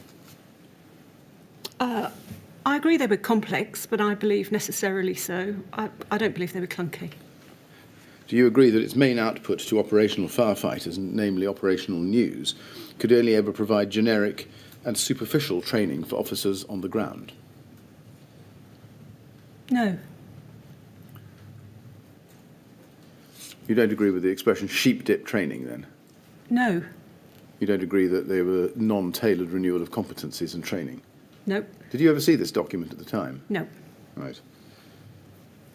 Who did see it, or would have seen it from the best of your knowledge of the structure of this organisation at the time? The Corporate Management Board. Right. And is this a document that the Corporate Management Board, which is the CMB, would have passed to the ODCB? No. What would they have done with it? Corporate Management Board. They will have drafted a response to it, and they probably reported it to a committee or to the authority. What committee? Which committee do you think? If it was a committee, it will have been governance, performance, and what's the C for? It's a long time ago. GPAC, governance, performance, and I know what the C stands for, but I just can't drag it to the front of my mind. GPAC. Either to GPAC, as mentioned this morning. So there was GPAC, strategy, appointments, finance, etc. And where did GPAC sit in the 3 directorates? It didn't sit in the 3 directorates. So LFIPA was an old-fashioned local authority, a 1972 Act local authority. So there weren't many of them around after the early 1990s. I'm sorry, is it? GPAC was a committee of the authority. Right. So it was a member body. But not part of the LFB? No, it was the governing body it was part of the governing body structure of LFB. Thank you. I think that's all I needed to know. Now, let's turn to step 4, DIOT, evaluating. If we go back to the policy, please, LFB 30555171, page 10, we see evaluation. Mr. Millett, may I just say one thing about that paragraph? Yes, we need to go back to it. So let's just do that so I can follow your, whatever it is you're going to tell me. LFB 3045960, page 12, paragraph 37. Just the first sentence. In general, there is a culture of seeking the best solution to issues rather than most utilitarian. I'm just bound to say that I've seen an expert's report which says there was a make-do culture in London Fire Brigade, which feels to me to be the opposite of what this says. And I just feel in some sense of loyalty to London Fire Brigade, that I want to say that. That seems to me to say the opposite of what I've seen in some other reports addressed to the inquiry. So you're commenting on the evidence to the inquiry? Am I allowed to do that? Well, I just want. I'm sorry if your I'm evidence. not allowed to do that. So can we take it from what you just told us just now, that you disagree with the observation at paragraph 37 by the Local Government Association and the Chief Fire Officers Association? I'm simply observing that it is the opposite of what some others have said. Yeah. Well, it might be thought to be a rather opaque expression of opinion anyway. Indeed, indeed. Yeah, I think we probably could move on then. Well, Okay. indeed. And I want to go to the DEOP policy, please, which is where we were, or trying to get to, page 10. This is LFB 30555171, page 10, paragraph 5.6. Now, this is under the heading Step 4, Evaluating. Paragraph 5.7 is rather long, but let me just show you this, 5.6 and 7. In order to evaluate the operational efficiency of staff, various methods are used which identify trends, patterns and gaps in the LFB safety management system. Evaluation processes should specifically identify the effectiveness of interventions published within operational news. And then 5.7, and I'm sorry it is long, I'll show you most of it, and we can look at the rest if you like. The cyclical nature of the DEOP process enables comparison of trends, both short-term from one 3-month period to another, as well as long-term back to the instigation of the DEOP process. Records are maintained by the information management team, enabling accurate evaluation of the effects of the training intervention, as well as an analysis of how trends for a particular subject have developed over time. Methods of evaluation employed include the following. There are 3 bullet points there, which I won't read out to you. But just looking at that, do the references to identifying trends and the cyclical nature of the DEOP process mean that ultimately the ODCB's main evaluative tool was to check whether a particular issue represented itself in a future DEOT report? I'm sorry, I lost the beginning of... I'm sorry, Mr. Millett. Ask me the question again. Well, yes. Let me try it a different way. At 5.7, Yes. there's a reference to the cyclical nature of the DEOT process, and at 5.6, a reference to identifying trends, patterns and gaps. I've read that all to you. Do those references there tell us that, in the end, the ODCP's main tool with which it would conduct an evaluation under the DEOP process would be to check whether particular problems arose more than once?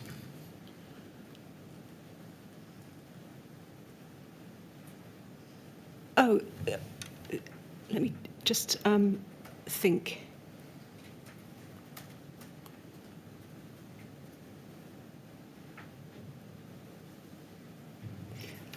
I'm sorry, I'm not grasping the question. I am sorry. Well, let me try it a different way. I've read that to you. Yes. Was the main tool with which the ODCB would evaluate Sorry. what it had got from steps 1 to 3, the question, has it come back? Is it a repeat problem? Largely, yes. But largely, yes. But sometimes, for example, significant events allowed us to see whether something had been solved or improved or remedied. So, the Lakenhall House fire, for example, wasn't part of the diet process, but generated a great deal of material to help us understand what happened at the fire and what the implications and consequences were for firefighting and for training. So there were things that happened outside the diet process which also contributed to the organisational understanding of whether some issues or problems were being solved or improved. Yes, and leaving aside cases, individual cases like Lakenhall, if an issue did not reappear in a DEOT report, Did not reappear. Would the ODCB simply assume that the problem had been resolved? I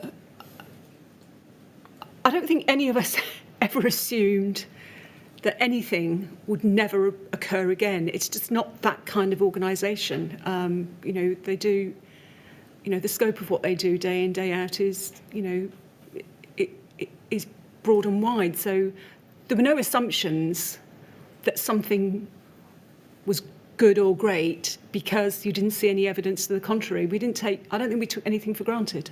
Well, was there ever any follow-up by the ODCB in respect of an issue which had come past, gone off and been dealt with, but had not reappeared? Was there any follow-up? It had not reappeared. I can't think of a document that did that. I think that some of the IMPD reports sometimes, not often, but sometimes offered a commentary that something seemed to have improved as a result of X or Y intervention. But I can't think of a study in the terms that you described, no. Let's go then to step 5 of DIOT, which is feedback, and that we can see at page 11. If we just scroll down to that, please. And let's look at paragraphs 5.16 and 5.17. 5.16, an appropriate method of feeding back performance outcomes for each of the evaluation processes is in place. Feedback is necessary to inform on the effectiveness of the chosen training solution and complete the DIOT cycle. Information is gathered from various sources to ensure that the feedback process is both appropriate and thorough. Some of the information to support feedback is gathered through trend analysis. Trends may be identified as a result of IMP submissions. SIRDs, reduction in SIRDs for a particular activity, are indicators that behaviours, conduct and performance is improving in the areas of communication delivered through the DIOT process. PDPs and Brigade Specialist Officer comments, which are reported to ODCB on a 6-monthly basis.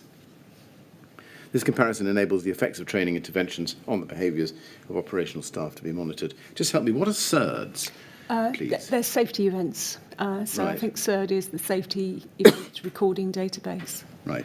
And of course, I'm reading that and thinking, actually, the health and safety sphere is probably a better example than I have been recalling of an activity where, there's a clearer and visible relationship between an intervention after a safety event and what happens subsequently in terms of whether it's improved or not. So there's probably a mine of positive discoveries if one spent more time on health and safety data, which I haven't focused on. Is the feedback stage just a matter of relaying the findings of stage 4 evaluation to the various different individuals, departments, groups below your directorate or within your directorate and other directorates? Yes, the latter. Yes. Yes. Right. All the directorates? Yes. Yes. Now, can I then turn to your witness statement? Now, I think, as we've seen, the 5 stages of the DIOT process, I want to just pick up some comments that you've made in your statement about the efficiency or efficacy of the process. In your statement, if we can go to your first statement at page 6, please, paragraph 20. Let's go to line 7. You say there that having reviewed the agendas and minutes for the ODCB between January 2011 to December 2014, this is in the middle of the paragraph, you say this. You say, this has reminded me, can you see? Not yet. Picking it up halfway down the paragraph, I've reviewed the agendas and minutes of the ODCB for the period January 2011 to December 2014 and some editions of operational news from before and after the Lacknell House fire, and this has reminded me that some new policies and or training interventions required active development and implementation for years after. For example, because of the delays introduced by judicial or political inquiries, or because we depended upon national policy guidance, or because new equipment was required, or because the lead-in time between identifying an issue and delivering a training intervention was often lengthy, and sometimes because the training had not embedded in practice as we would have hoped. Now, when you say there that policies and or training required active development and implementation for years after, this is what you say there, are you suggesting that the LFB's development of new training or policies sometimes took extended periods of time? I believe I'm saying that from an event, there could be a very extended period before delivery of the whole range of interventions that we decided upon, including training, were in place for the reasons that I set out. Some of them were in our control, but quite often they weren't in our control. And that's certainly the impression those words give. Now, Mr. Groves gave evidence yesterday on the delays caused to certain areas of training, particularly incident command, because of Babcock's lack of subject matter expertise. Is that one of the delays that you're referring to, or some other source? It's not the delay that I was referring to, no. I didn't have that in mind when I made my comments. Why is that?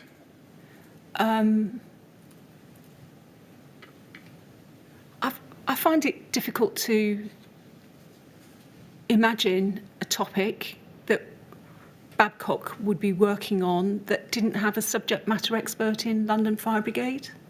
Was the absence of subject matter experts, or the lack of availability of subject matter experts to assist with Babcock's development of training programmes, ever a problem which came before the ODCB, to the best of your recollection? No.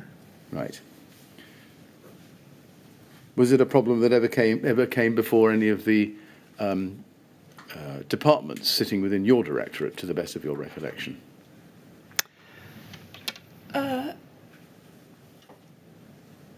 No, which is not to say that I was not aware that in some places in the organisation the extent of the work needed with Babcock was, I think you used the word earlier, burdensome. So I was certainly aware that that was the case. But I think the answer to my question is no. Indeed. Right.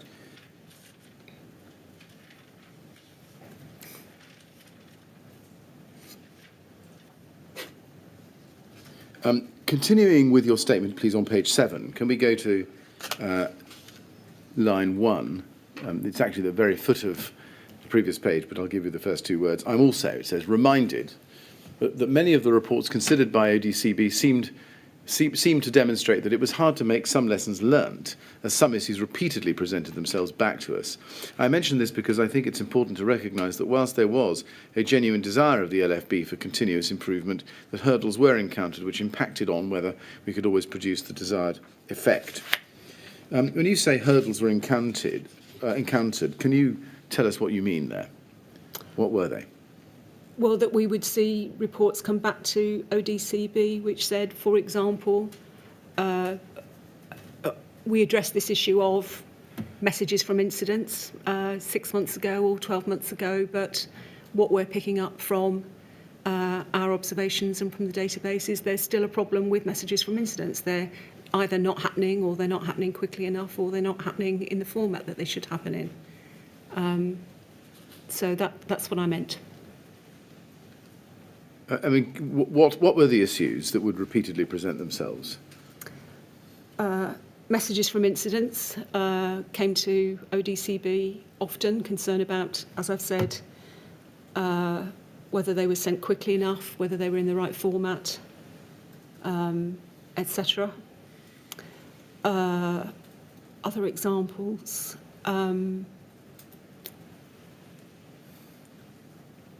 Compartment firefighting could have been on that list. Sorry,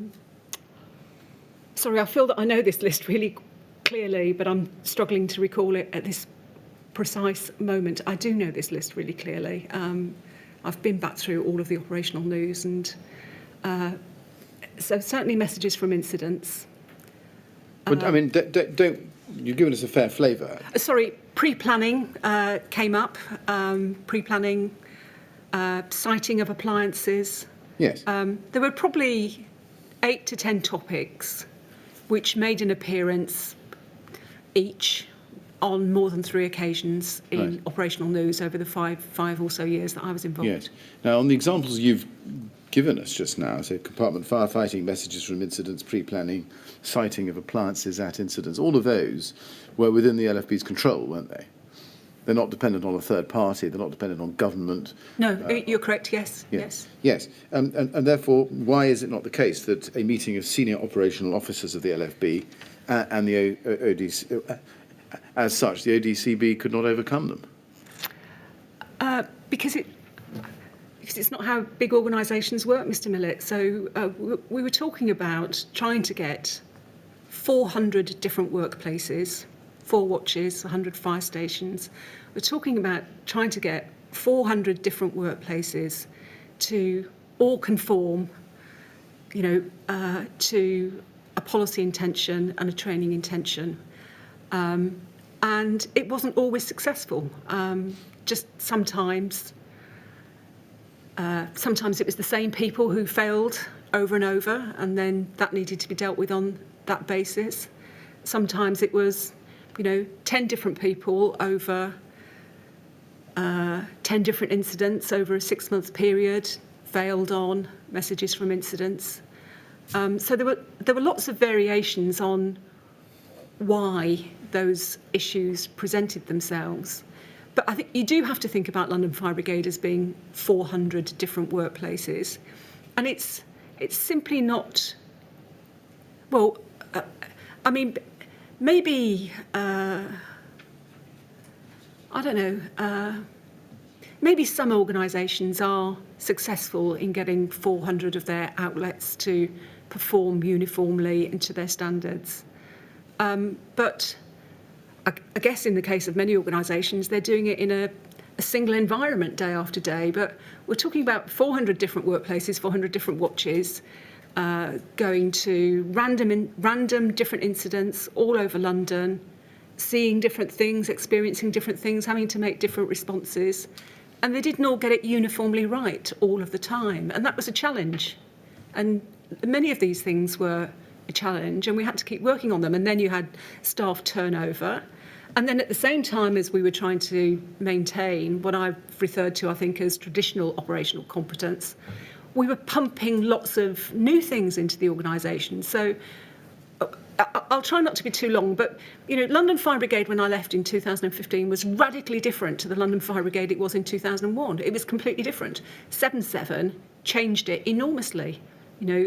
Dozens and dozens of new appliances came into service with many more, we call them attributes, but with many more specialisms.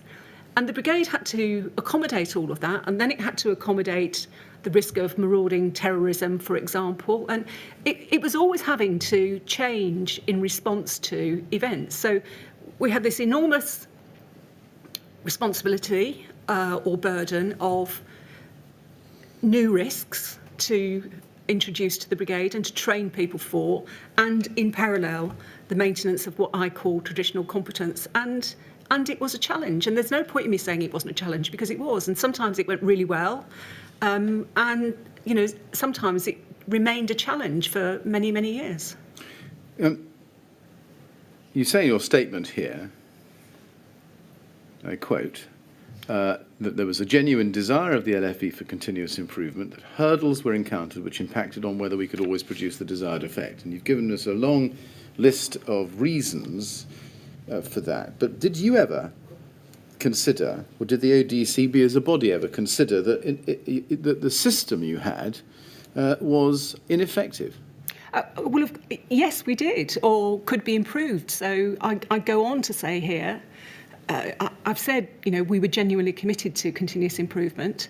And I go on to say evidence of this desire is contained in self-assessment published in January 2015. So you've taken us to the document which was, as it were, the follow-up to the document which is part of my evidence. So my evidence is the self-assessment, which was prepared while I was with London Fire Brigade, but I wasn't involved in the final, in the document that you've produced.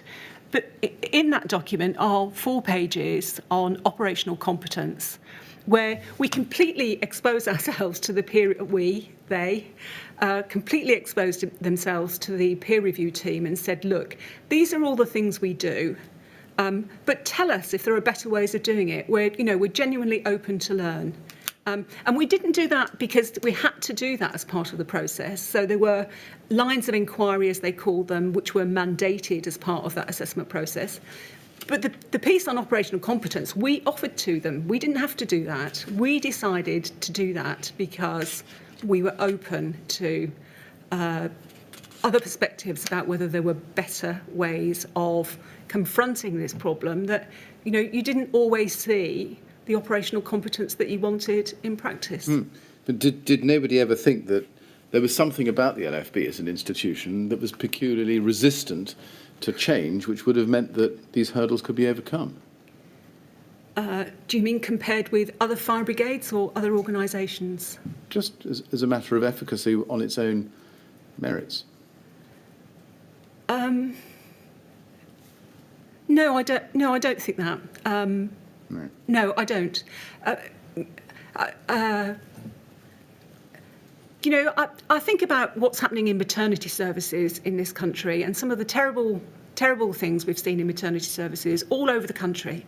Really scandalous things about women and babies dying in childbirth, and maternity services that defy understanding. And I'm obviously very unhappy about that. But I do take from it that other organisations too, other services too, sometimes have very real challenges in improving their services and improving their organisations. And I don't want to convey to you either that we were complacent about it or that we were cocky about it. I don't think we were either of those two things. I think we were trying really hard to do the best we could, and I think the people who were involved in that, the senior management team, were a talented group of people, and if there'd been if there'd been better or other things that we could do, I think we'd have been talking about that. That's, sorry, a long answer, but an important one for me, because you're probing this question of, how reflective were we about what we were doing and whether it was working and whether there were better ways of doing it. And I genuinely feel we were reflective about it. We may not have got it right. We obviously didn't get it right in some respects, in important respects, in tragic respects, but I don't believe that we were not reflective about these issues. Did there ever come a time during your tenure as Deputy Commissioner when it occurred to you that the structures and processes at the LFB within which you were operating were inefficient, clunky, slow and over-process driven, which meant that your objectives could not be secured? Did that ever occur to you?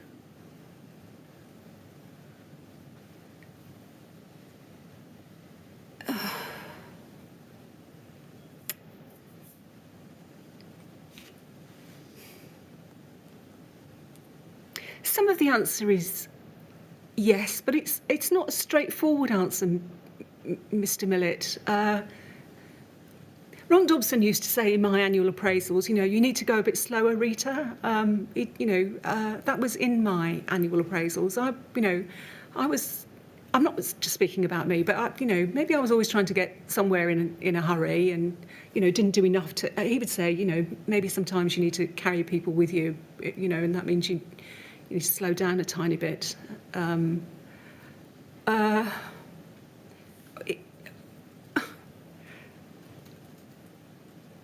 not really asking about your... Well, you're asking me whether it was too clunky. I'm asking about your observations about the sometimes it was too clunky, and sometimes it was necessarily where it was. It was not a straightforward... It's not a straightforward organisation. It's, it's more complicated than it looks, I feel. On the basis of what we've discussed so far about ODCB and DIOT as processes and bodies, I'm going to ask you three questions and see if you agree with them. I'm going to, or rather four, I think.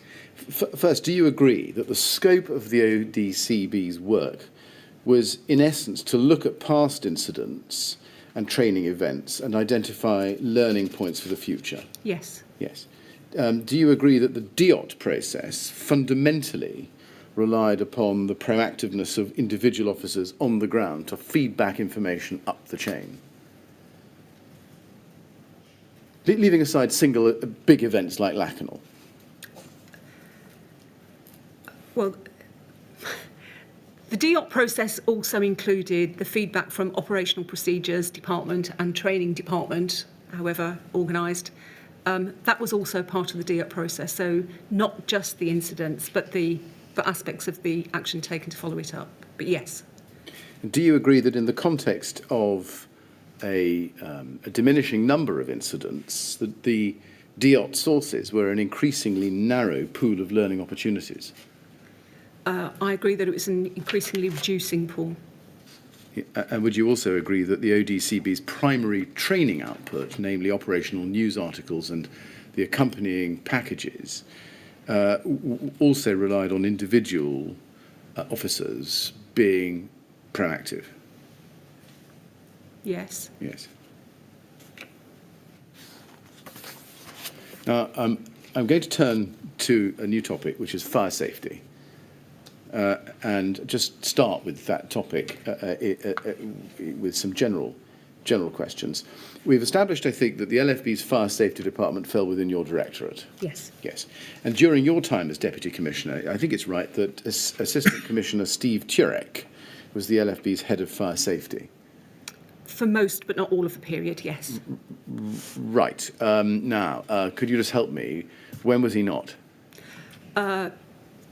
Certainly for my last 4 to 6 months, the AC fire safety was Neil Orbell, Yes. AC Neil Orbell, and there were a number of periods where Steve was absent, and I simply can't remember whether we had an acting AC on those occasions or not, and they covered months rather than, as it were, weeks. Now, can we look at your statement, your first statement, please, and go to page 6, and let's look together at paragraph 19.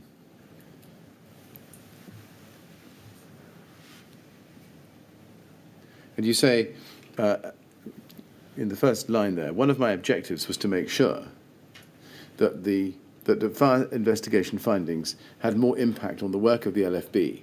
And so, from March 2013, I asked for relevant fire investigation findings to be included in the reports to ODCB. In addition, and at the same meeting, I asked for information about control room activity to be included. What had prompted that I've read to you there to be one of your objectives? Reading the fire investigation reports. So the fire investigation team, I can't, somebody else will be able to tell you what the specific criteria was for the incidents that the fire investigation team would attend. So there was a scheme, but I can't recount the details of it here today. But the fire investigation team would then produce a written report, and copies of all of those written reports came to my office and I read them all. Were those the SAIs? No, that's a different thing.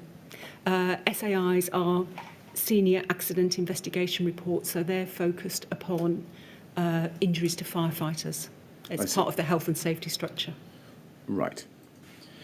Now,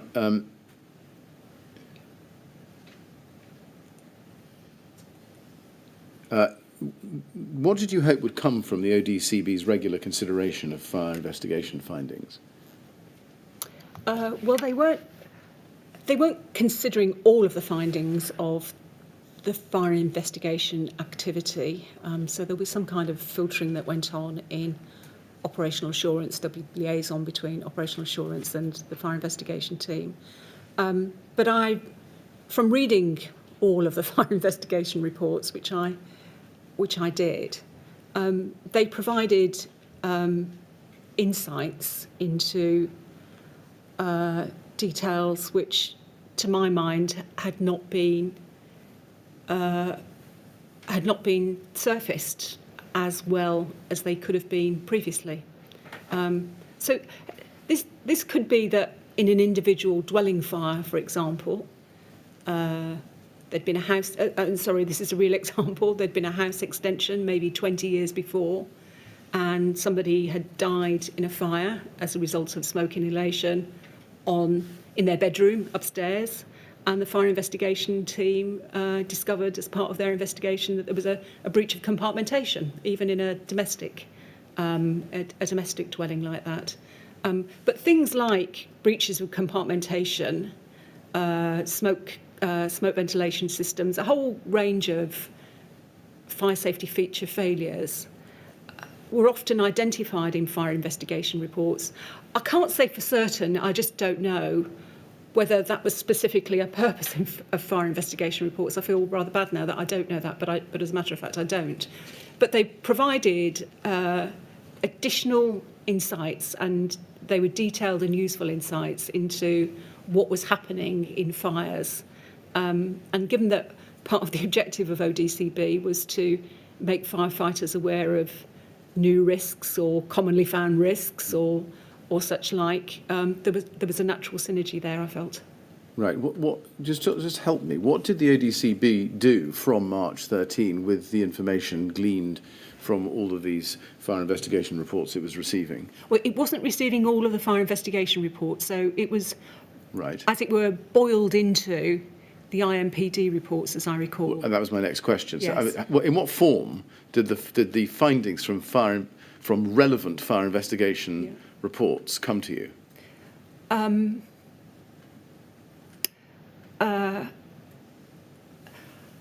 I don't know that I can very clearly answer that at a distance. You had an IMPD report earlier, and in the index that referred to fire investigation findings.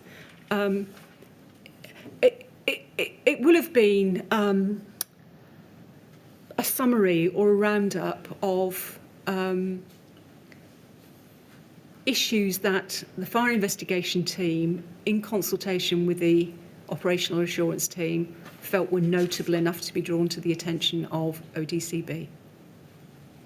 And the fire investigation team sat where? In the fire safety department. That's under your directorate? Yes. But the operational assurance team sat under Mr. Reason's. That's right, yes. Yes, I see. Yeah. So they would have had to have talked to each other and decided what went into a single report. They would.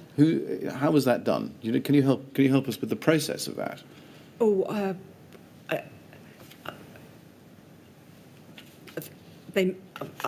don't know. I imagine they met and talked about things. Right. And did the inclusion of this information from relevant fire investigation findings have the result you desired? So I think I've said here I asked for that to happen in March 2013. So if I asked for it in March, it probably didn't start happening until later in 2013. So I don't think it had a sufficient gestation period for me to be able to answer that. Right. Okay. Let's turn to a document. Now, we know that the Lakenhall House fire happened in July 2009, and we know that that was a significant event for the LFB's fire safety department. We will look at that in detail.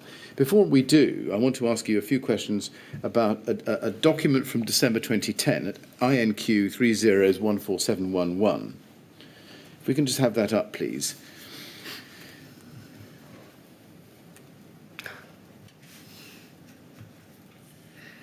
And it's entitled Fire Safety in London, Fire Risks in London's Tall and Timber-Framed Buildings, December 2010.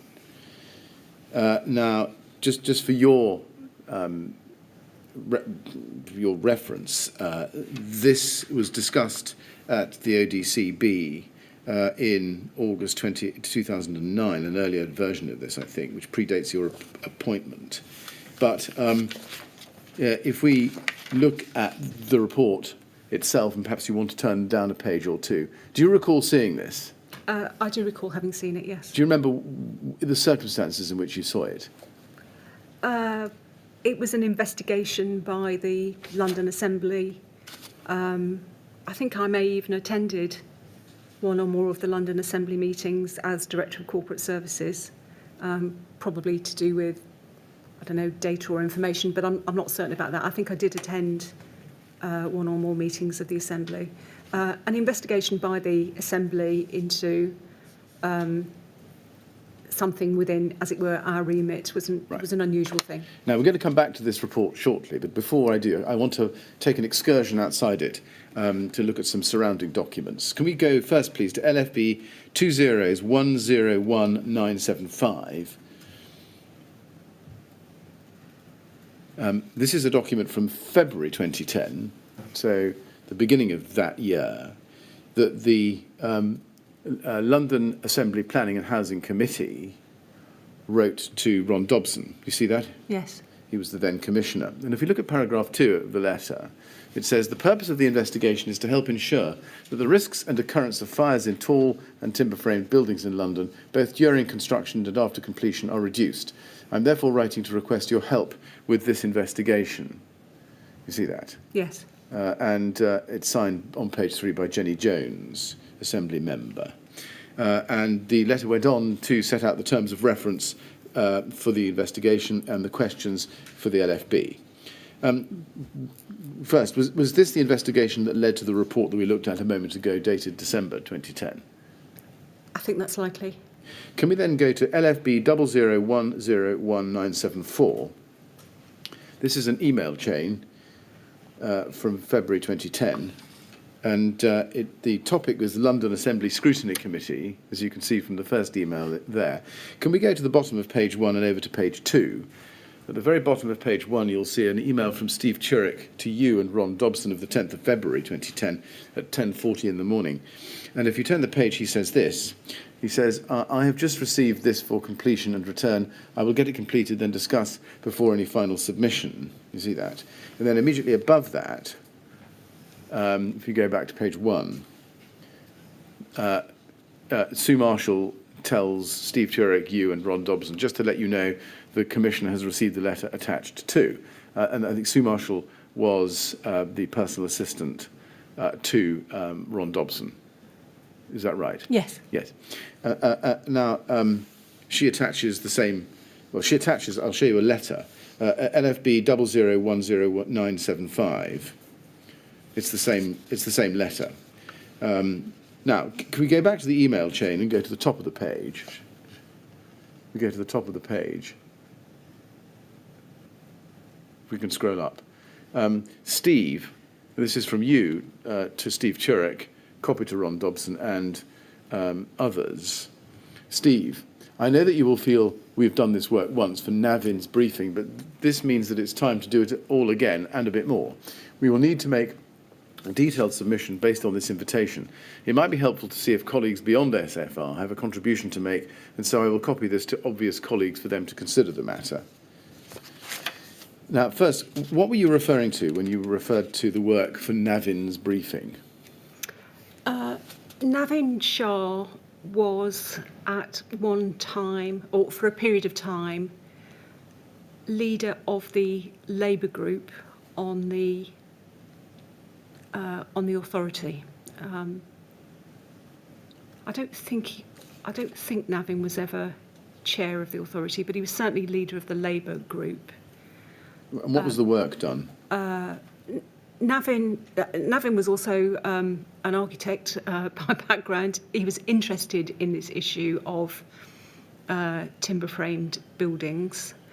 And Navin, I gather from this, must have asked us for a briefing. So there'd been a number of very notable fires probably all in 2010, but maybe in 2009. I don't think any of them had been in Navin's constituency, but I'm not sure. But Navin, as leader of the Labour group, will have asked officers for a briefing, which we will have provided. And I guess that my reading of the letter from Jenny Jones, I think you said, was that we'd covered some of the ground in the briefing that we prepared for Navin, but we needed to now do more. So there's a briefing for Navin Shah that was created. That's what it looks like. Yes. Right. We often produce briefings for Navin Shah. We would produce a briefing for any member who asked for it on any topic. And did that briefing involve tall buildings, and particularly fire spread in tall buildings, or was it limited to timber-framed buildings? I can't be sure, Mr. Millett. My recollection is that this started out as being about timber-framed and turned into tall and timber-framed, but I can't tell you more than that with any authority.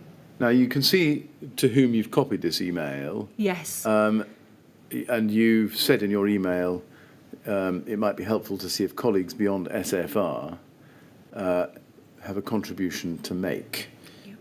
Why did you think that these particular people might have a contribution that they could make? Because of the responsibilities of their roles. Right. I'm not going to go through each of them, but did they have particular insight into tall buildings, fire spread in tall buildings? Do they have insight?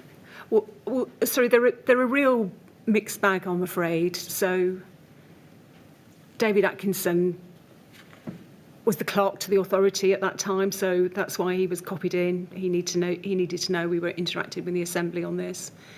I can't remember whether, if at that time, Dave Brown and Andy Hickmott were sharing what was sometimes known as service delivery, but at other times was known as operations prevention and response. So I think there was a time where we had a north-south split, and so they were, as it were, equivalent assistant commissioners.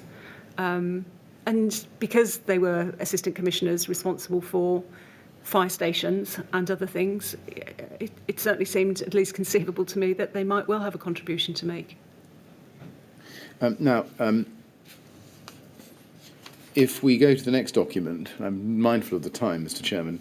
I'll probably do this one and then ask for the break. LFB 000086411.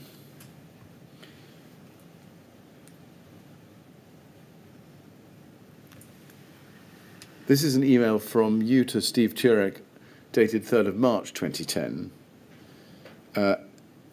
And you can see that you say, Steve, here is a version with all of the changes. Would you give it a thorough review, please? Now, this is a response, I think, to the Planning and Housing Committee. Perhaps you don't recall it. I'll show you the attachment. It's at LFB 000086412.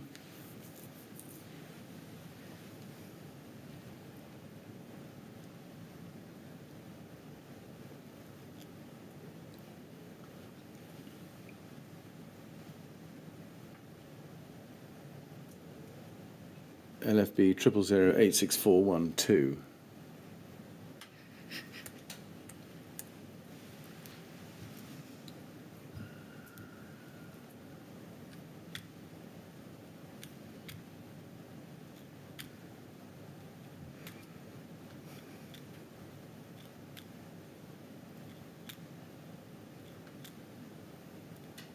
Well, I don't know.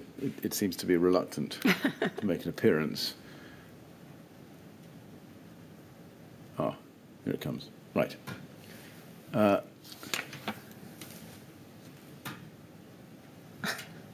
That is a draft letter, Yes. which I think you attached to this email. Just can you confirm that? Oh, I can't confirm it, but I think it's very, it's likely. Right. Do you know who else was involved in drafting the LFB's response to the Planning and Housing Committee? London Assembly. My experience from working in London Fire Brigade would suggest that probably half a dozen people were. Right. So some people were involved in the substance, and some people were more involved in the vocabulary and the layout, and whether it was generally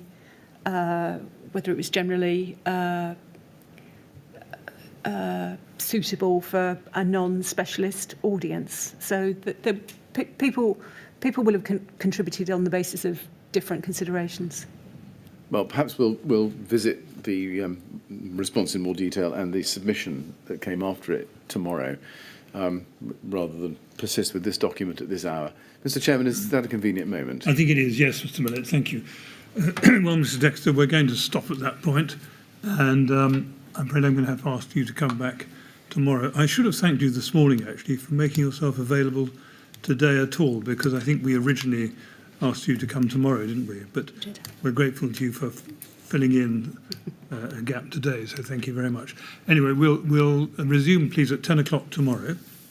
And again, please don't talk to anyone about your evidence or anything relating to it over the break. All right? Thank you. Good. Thank you very much indeed. You can go to the usher, please. Thank you.